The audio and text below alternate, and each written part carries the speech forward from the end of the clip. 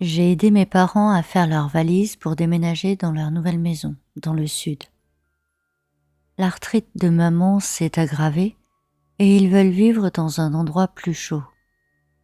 En nettoyant le placard de mon ancienne chambre, je suis tombée sur un cahier avec des autocollants de Noël et ce qui semblait être des morceaux de canne en bonbons écrasés. La couverture était collante à cause d'un vieux revêtement.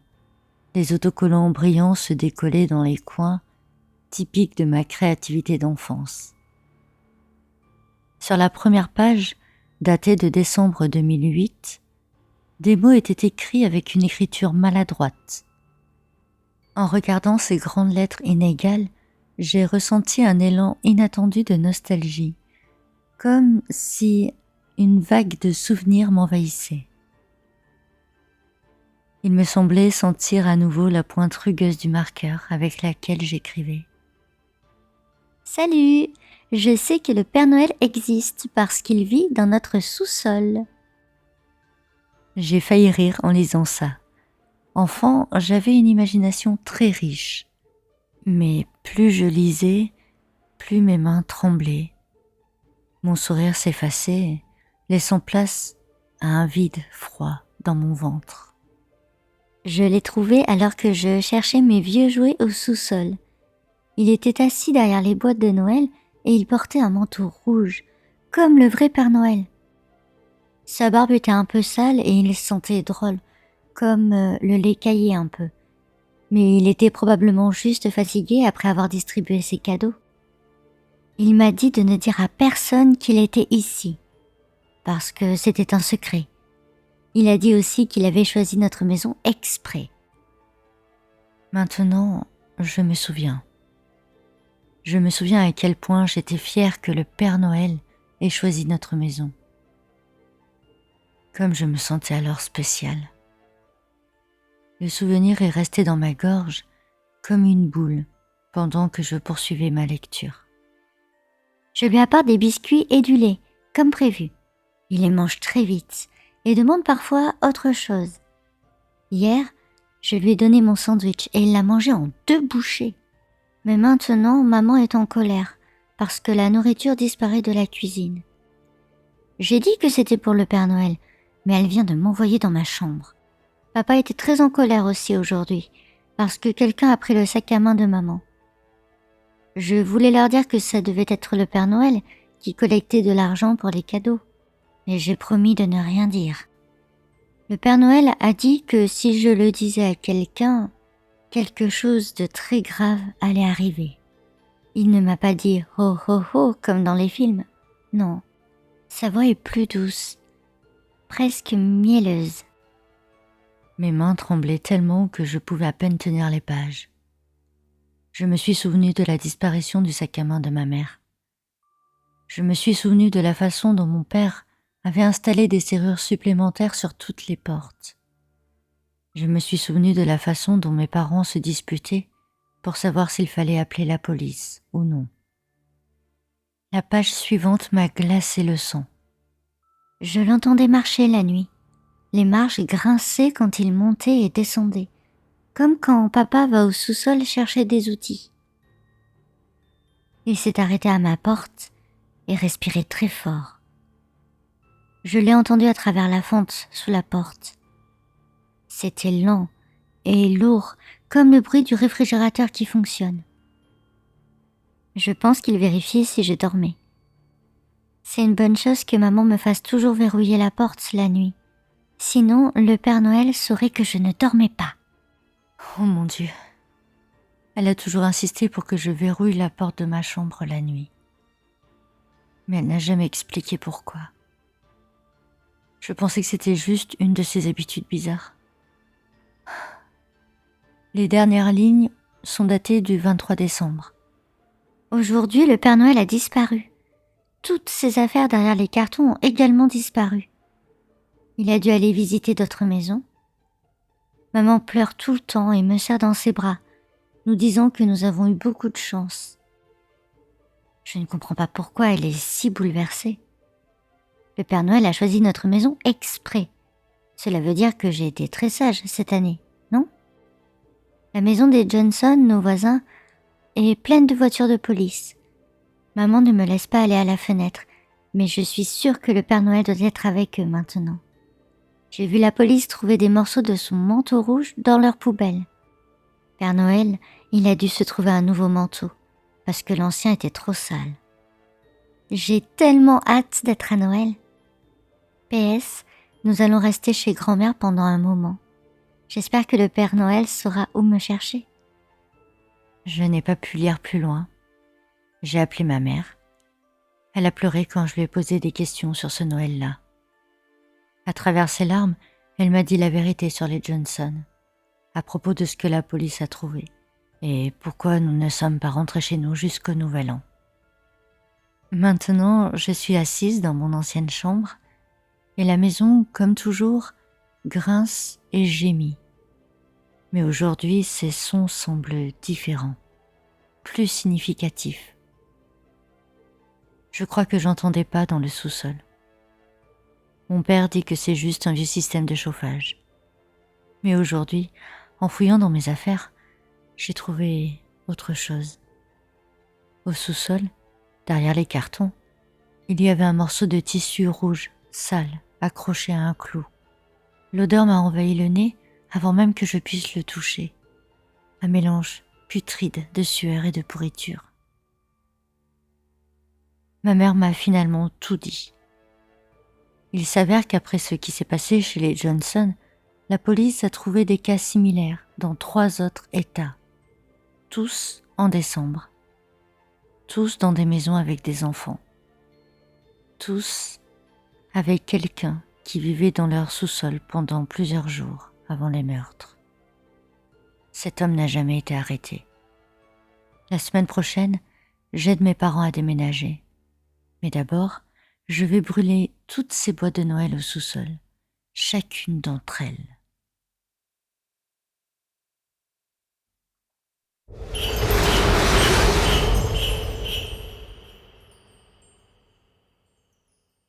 Le réveillon de Noël est censé être un moment chaleureux et magique. Une nuit où la neige tombe doucement, où les lumières scintillent à chaque fenêtre et où le monde entier semble retenir son souffle en attendant le matin. Du moins, c'est ce que je pensais avant. Maintenant, je n'en suis plus si sûre. Parce que cette veille de Noël-là, la neige n'est pas tombée comme par magie. Elle a étouffé les cris. Les lumières ne vacillaient pas. Elles projetaient des ombres qui dansaient et s'étiraient, se moquant de nous. Et le monde entier ne retenait pas son souffle.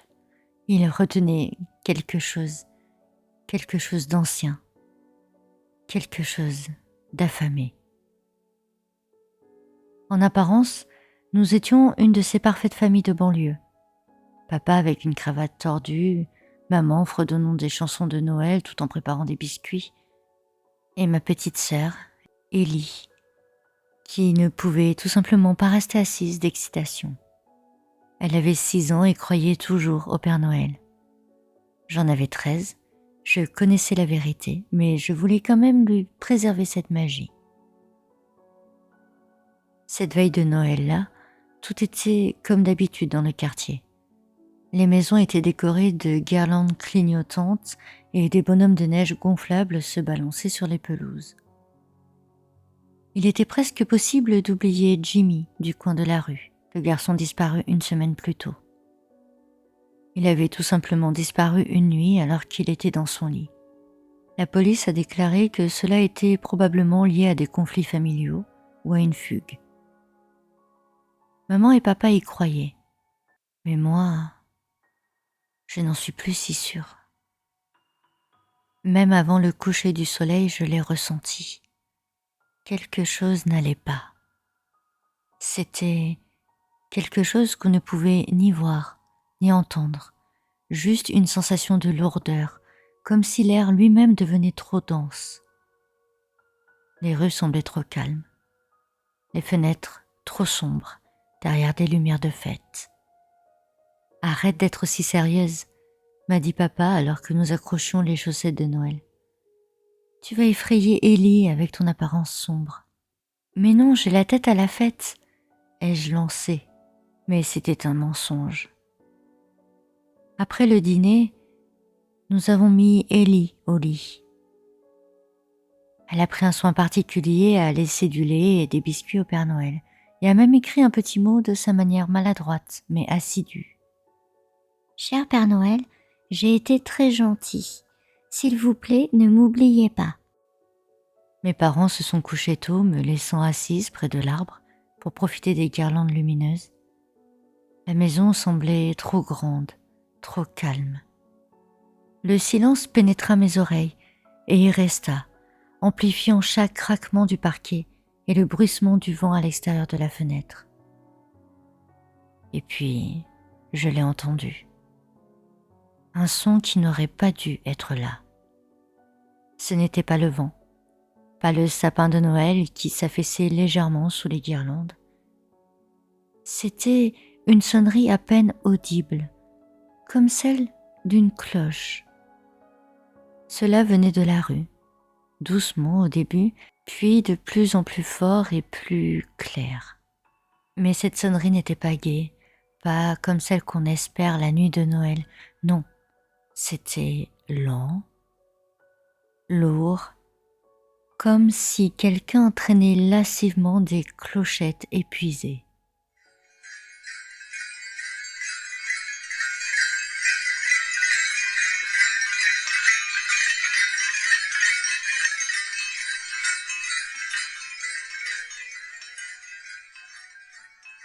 J'ai appuyé mon nez contre la vitre froide du salon.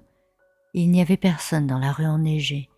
Pas de voiture, pas de mouvement, juste ce bruit étrange qui se rapprochait. J'étais presque convaincue que cela ne voulait rien dire, quand soudain, j'aperçus le premier mouvement de l'ombre. Elle est apparue sur le toit de la maison d'en face, longue et voûtée. Puis une autre. Ce n'était pas des cerfs, trop grands, trop maigres, et ce n'était certainement pas le Père Noël. Et puis il est apparu. Il se déplaçait sur les toits comme un animal s'y accrochant, rampant presque, traînant derrière lui quelque chose de lourd.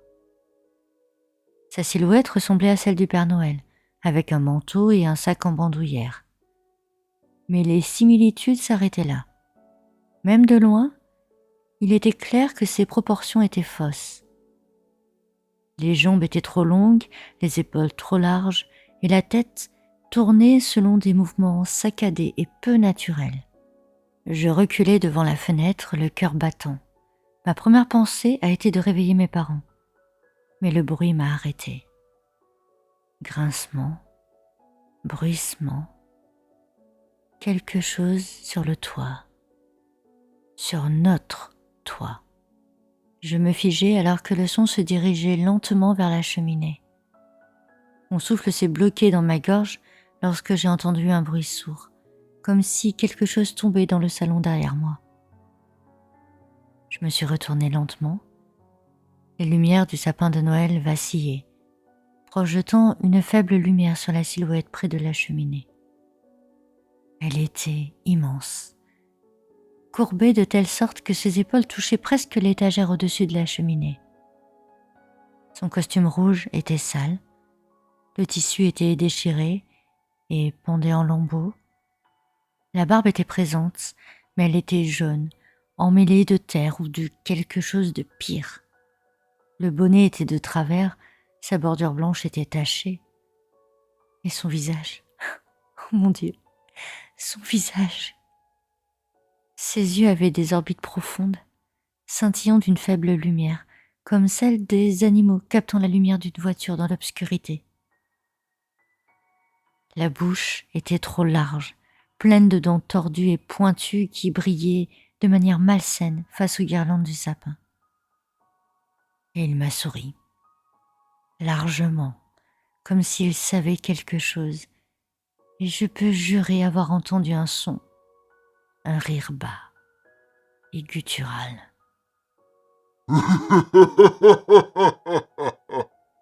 Le sac sur son épaule se tortilla. Quoi qu'il en soit, ce n'était clairement pas des cadeaux. C'était effrayant, glaçant. Il le jeta au sol avec un bruit sourd et un cri étouffé sortit de l'intérieur. Cela m'a sorti de ma stupeur. Je me précipitai dans les escaliers, tombant presque paniquée, et ouvris la porte de Ellie. Elle était déjà assise sur le lit et se frottait les yeux. « Qu'est-ce qui s'est passé ?» a-t-elle demandé à voix basse. « Chut !»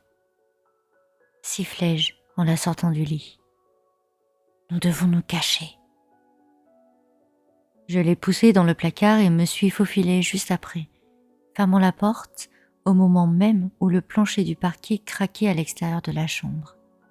J'ai pressé ma main contre sa bouche pour qu'elle ne fasse pas de bruit. La porte s'ouvrit lentement.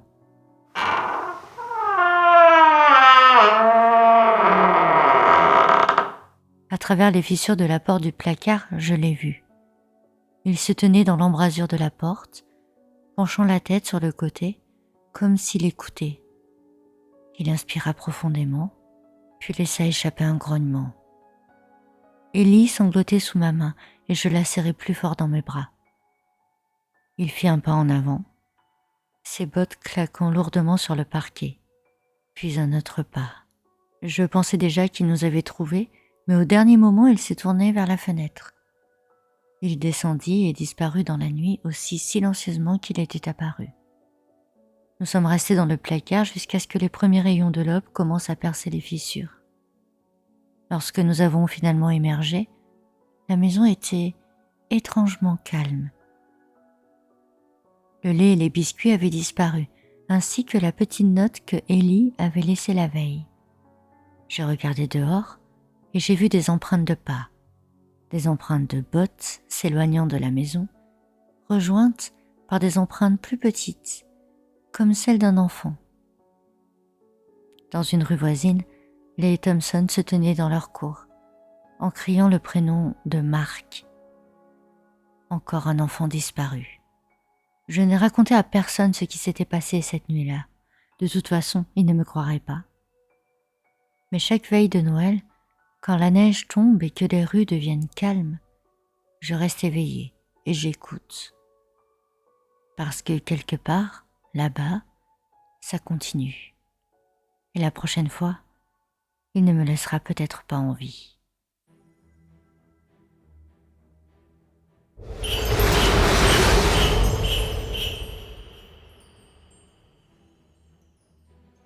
Je vais essayer d'être claire. Si après Noël vous trouvez sous le sapin un cadeau que personne n'a laissé là exprès, appelez la police. Quittez immédiatement la maison et n'ouvrez le cadeau sous aucun prétexte. J'ai vécu en Australie, dans la ville de Melbourne, avec mon mari, James, et mes 2 fils. C'est la ville natale de mon époux, donc la plupart de ses proches vivaient à moins d'1 heure. À Noël, nous avons généralement beaucoup de cadeaux sous le sapin. Des cadeaux de moi, de James, de mes grands-parents, des garçons, de tous nos proches.